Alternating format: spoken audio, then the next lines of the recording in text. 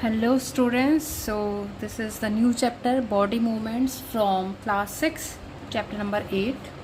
So let's start this chapter. Where two parts of our body seems to be joined together like elbow, shoulder and neck, these places are called joints. जहाँ पे body के दो parts आपको joint होते हुए दिखाई देते हैं उस पार्ट्स को क्या बोलते हैं हम? Joints. We call them joints. Joints present in elbow, shoulder or neck, in many different places also we discuss later. So these places are called joints. Where two parts of our body seems to be joined together are called joints. Okay. Human skeleton is composed of around 305 bones at birth. जो आपकी जो humans की जो body है उसमें कितने starting में जब एक न्यू बेबी बॉर्न करता है उसके कितने बोन्स होते हैं? 305. The number of bones in the skeleton changes with age. It decreases to 206 bones by adulthood after some bones have fuse together. जैसे जैसे हम बड़े होते हैं कुछ बोन्स ऐसे होते हैं एक साथ फ्यूज होते हैं, एक साथ जॉइंट हो जाते हैं and they make one bone. Okay, so in at the end in our body in adulthood जो बच्चे बड़े हो जाते हैं, जब हम बड़े हो जाते हैं हमारी बॉडी में कितने बोन्स मिलते हैं? 206. But at the born time 305 and after adulthood and during the adulthood they are 206 in the number. Okay, these are bones, total bones.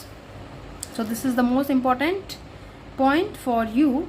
305 bones at the birth and 206 bones by adulthood. Okay. Next is we discuss about different joints present in our body. First is ball and socket joints. These ball and socket joints present at our hips. Okay, how they present in our body? The rounded end of the bone fits into the cavity hollow space of the other bone. जो एक bone होता है, जो second bone का जो cavity hollow space होता है सब फिट हो जाता है. Such a joint allows movement in all direction. इस टाइप के जो जॉइंट होते हैं वो मूवमेंट्स को हर डायरेक्शन में मूवमेंट्स को अलाउ करते हैं. Okay, so most important thing is from this point ball and socket joints at present in hips and they allow movements in all directions. Understood? And the next joint is pivotal joint. Pivotal joint present at neck and head. Okay, where it present? At neck and head. You should learn this point also कि where the joints present. Okay, the joint where our neck joins the head is a pivotal joint. जहाँ पे आपका जो आपका neck और जहाँ पे head, तो neck और head को कौन सा joint जोड़ता है? Pivotal joint. Understood? It allows us to bend our head forward and backward and turn the head to our right or left. अब आप अपने नेक को क्या कर सकते हो? फॉरवर्ड और बैकवर्ड, आगे और पीछे कर सकते हो और राइट एंड लेफ्ट किससे कर सकते हो? और with the help of pivotal joint. Understood? अगर ये जॉइंट नहीं होगा तो आप नहीं कर पाओगे. अंडरस्टूड? सो इस जॉइंट की वजह से आप फॉरवर्ड एंड बैकवर्ड और राइट और लेफ्ट अपने हेड को मूव कर सकते हो. Understood? In a pivotal joint, a cylindrical bone rotates in a ring. How it work? यहाँ पे एक cylindrical bone होता है जो rotate करता है एक ring में. Understood? Next is hinge joints. Hinge joints is present at elbow. Understood? The elbow has a hinge joint that allows only a back and forth movement. So you should understood. जो elbow होता है क्या करता है? First elbow पे hinge joint जो होता है present and it allows only back and fourth में आगे पीछे. आप अपने जो एल्बो है उसको करके देखो कहीं और डायरेक्शन में घूम पा रहा है? नहीं, ओनली बैक एंड फोर्थ, आगे पीछे जाएगा. And next is fix joint. Fix joint present at skull. The bones can not move at the joint. Such joints are called fix joints. जो बोन्स बिल्कुल भी मूव नहीं करते हैं, बिल्कुल भी मूवमेंट अलाउ नहीं करते हैं, the joints are called fix joints. When you open your mouth wide, you can move your lower jaw away from your head. आप अपना मुंह खोल के देखो और आपका सिर्फ नीचे का जो जॉ लाइन है वो अलग होगा, ऊपर का अपर जॉ और जो अपर जॉ है और पूरा हेड जो फेस है वो क्या होगा, वो आप उसको मूव नहीं कर सकते. सो आपका जो बीच में जो आपके अपर जॉ है और हेड के बीच में कौन सा जॉइंट है, फिक्स्ड जॉइंट है, that's why you can not move your upper jaw and head separately. There is a joint between the upper jaw and the rest of the head which is fixed joints. Okay, skull means आपका face में आपका जो अपर jaw है और जो head वाला part है वहाँ पे फिक्स जॉइंट है, इसलिए आप उस दोनों को अलग अलग नहीं कर सकते, बट आप लोअर जॉ को अलग कर सकते हैं बिकॉज वहाँ पे फिक्स्ड जॉइंट्स नहीं है. Understood. Next is skeleton. Skeleton, what is skeleton? All the bones in our body also form a framework to gives a shape to our body. This framework is called the skeleton. Skeleton में हड्डियों का ढांचा. तो क्या होता है, हमारी body इतने सारे बोन्स से बनी है, तो ये क्या एक फ्रेमवर्क बनाती है. मीन्स आप you can see in your body in many different humans body जो बोन्स होते हैं डिफरेंट शेप्स में होते हैं. तो ये बोन्स के वजह से ही आपका जो फेस होता है, आपकी जो बॉडी स्ट्रक्चर होती है, हर किसी से डिफरेंट दिखती है. Okay, so all the bones in our body also form a framework to give a shape to our body. Who give our body to shape? Our body skeleton give the shape to our body. Okay, this is the most important question. Who give the shape to our body? Skeleton give the shape to our body. And skeleton बनता है किससे? जो हमारी body में जितने सारे bones हैं वो एक फ्रेमवर्क बनाते हैं, ढांचा बनाते हैं, हड्डियों का ढांचा. वो क्या करता है, उसको स्केलेटन बोलते हैं, और ये स्केलेटन हमारी बॉडी को शेप देता है. Understood. Next point is rib cage. What is rib cage?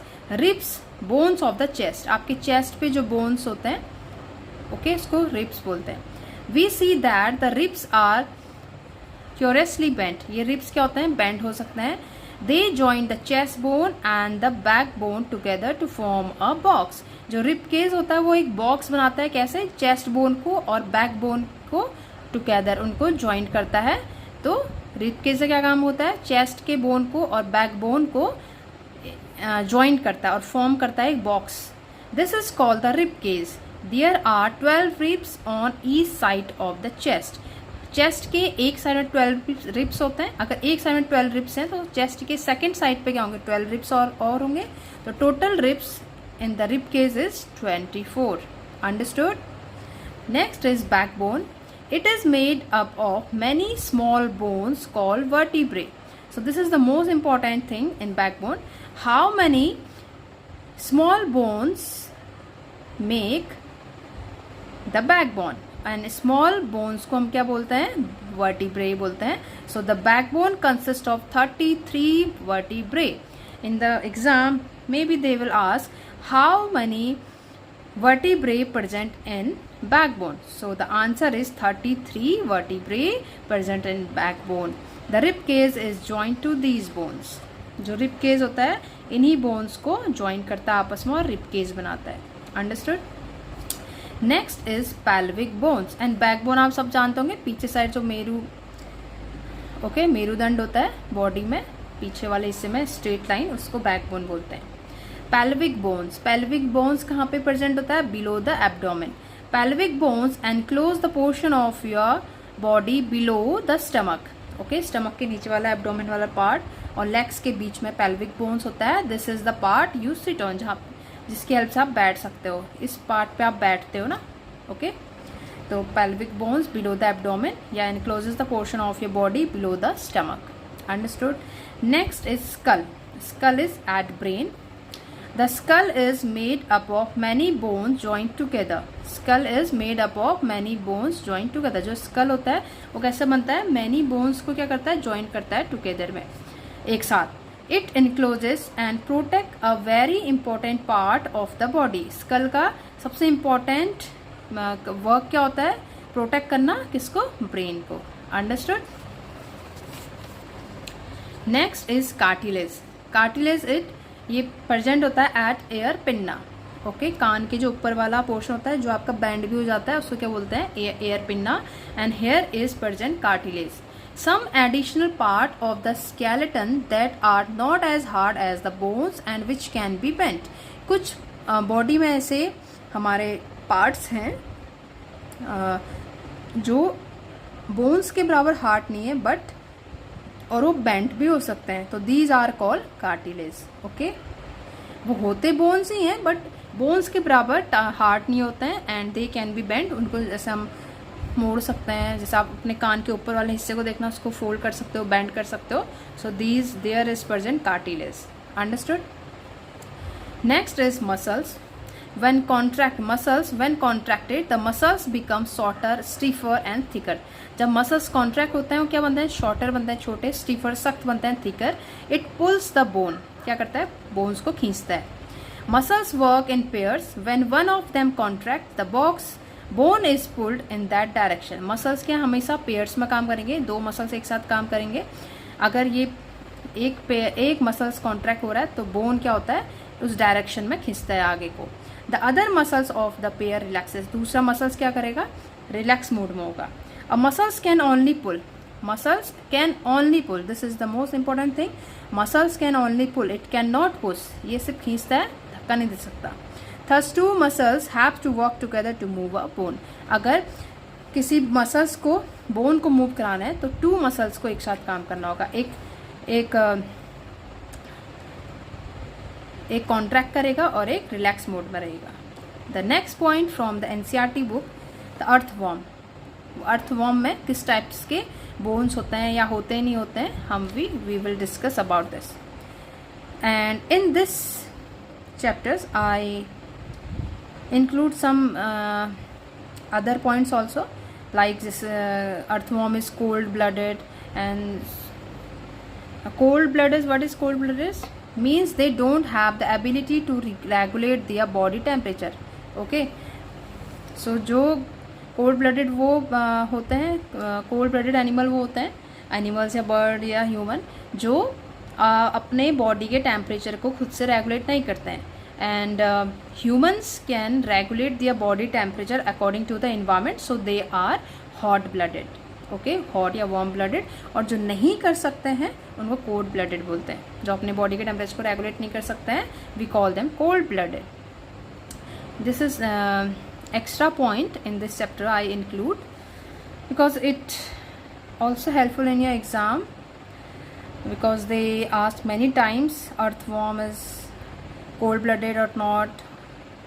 They asked from 9th class, so this point I included here from 9th class for your CETET and UTET, according to your CETET and UTET exams questions. Okay, this will help you। Earthworm, let's discuss about this earthworm। The body of an earthworm is made up of many rings joined end to end। यहाँ पे rings होते हैं जो joint होते हैं end to end, मतलब starting से के last तक एक दूसरे के साथ। And earthworm does not have bones। earthworm does not have bone, so this is the most important point। earthworm में bones ही नहीं होते हैं। it has muscles which help to extend and shorten the body। इसमें muscles होते हैं जो उसको extend करते हैं, shorten करते हैं body को। okay, it has a large number of tiny bristles, hair like। bristles means hair like structure, बालों मतलब जो बाल होते हैं, छोटे बाल। projecting out, earthworm से एक छोटे छोटे hairs like structure क्या होते हैं, बाहर को निकले होते हैं। The bristles are connected with muscles।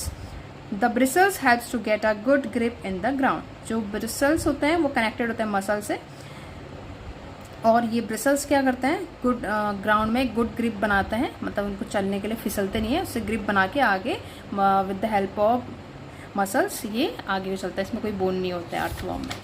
Understood? Next point is snail। about the snail। snail is cold blooded। The rounded structure it carries on its back is called cell। आपने देखा होगा स्नेल के ऊपर में एक छत्ता टाइप का होता है, सेल टाइप का, तो उसमें it carries back, अपने बैक पे क्या करता है, कैरी करता है सेल को। it is the outer skeleton of the snail but it is not made of bones। ये भी आउटर स्केलेटन होता है स्नेल का, बट इसमें बोन्स नहीं प्रेजेंट होते हैं। There is no bone in the outer shell of the snail. The shell is a single unit and does not help in moving from place to place. But इस shell का कोई work नहीं होता है ऐसा कि वो स्नेल को मूव कराए। Understood? The movement of snail is slow and snail is move with the help of muscular foot. Movement of snail is slow and snails move with the help of muscular food। Maybe they ask how the snail moves, so your answer is snail is move with the help of muscular food। अपने पैरों से muscular जो food इसके पैर होते हैं, उससे उसकी हेल्प से चलता है, मूव करता है. Next is cockroach. Cockroach is also cold blooded. Cockroach walk and climb and as well as fly in the air. They have 3 pairs of legs. This is the most important thing. How many pairs of legs cockroach have? So 3 pairs of legs cockroach have. These helps to in walking. ये जो pairs of legs होते हैं ये इसको चलने में, move करने में हेल्प करते हैं. The body is covered with a hard outer skeleton. The outer skeleton is made up of number of plates joined together and that permits movements. जो outer skeleton होता है वो number of plates join करके बनता है और ये permits करता है, उसको allow करता है movement के लिए. There are 2 pairs of wings attached to the body behind head. उसमें wings भी होता है. That's why cockroach can fly also with the help of pair of wings. So 2 pair of wings present in cockroach behind the head. Understood? And the next is about the birds. Birds are hot and warm blooded. Birds क्या होते हैं? Hot या warm blooded. Cold blooded नहीं होते. Birds can regulate their temperature, body temperature. So birds fly in the air and walk on the ground. Some birds like ducks and swan also swim in the water. Their bones are hollow and light. इसमें bones present होते हैं. जैसे cockroach, snail, इनमें क्या थे? Bones नहीं थे. Earthworm में भी बोन्स नहीं थे. With the help of muscular foot, with the help of muscles and bristles, with the help of their legs, so they can move. But in birds there is bones present and the bones are hollow and light. Okay, खाली हैं और हल्के हैं और ये hot, warm, hot या warm कुछ भी बोल सकते हो, हॉट या वार्म ब्लडेड होते हैं. Understood? Next point is, and the 2 things are most important about the lizard and humans. In exam they ask lizard is cold blooded or warm blooded. So lizard यानी छिपकली is cold blooded and humans are warm and hot blooded. Understood? The next point is fish. The body shape of fish is called streamlined and this is the most important question for according to your exam कि उसका जो shape होता है fish का, what we call streamlined. Understood? And fish is also a cold blooded. Fish swim by forming loops alternately on 2 sides of the body. आपने देखा हो कैसे swim करती है, ऐसे ऐसे, तो loops बनाती है alternately and with the help of loops they can move their body, they can swim in the water. Fish also have other fins on their body and at the tail which mainly help to keep the balance of the body and to keep directions while swimming. जो fins present होते हैं body में fish के, जो help करते हैं body को balance बनाने में, उसकी बॉडी की बैलेंस बनाने में और डायरेक्शन में रखने में जहाँ जब वो स्विम करते हैं. ओके, तो who will help? Fins help in to keep the balance of the body and directions. Okay, तो फिन्स का क्या वर्क होता है फिश के? उसमें बैलेंस बनाने का और डायरेक्शंस को मेंटेन करने का. Okay, next is snake. Snake is cold blooded.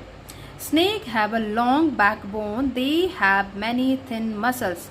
Snake have a long backbone, उसके पीछे जो रीढ़ की हड्डी होती है लॉन्ग होती है, लंबी होती है. And they have many thin muscles, इसमें बहुत सारे थिन मसल्स होते हैं.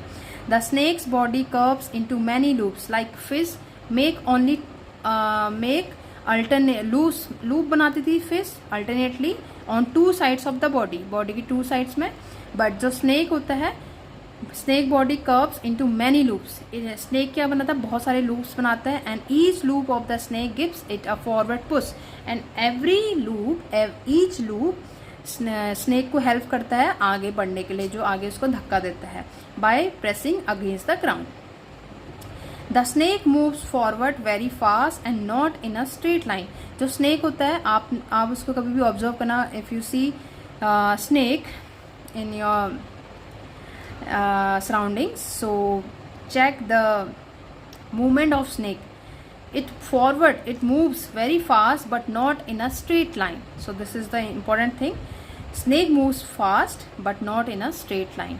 I hope you understand this chapter and we will meet again in the next chapters. Okay.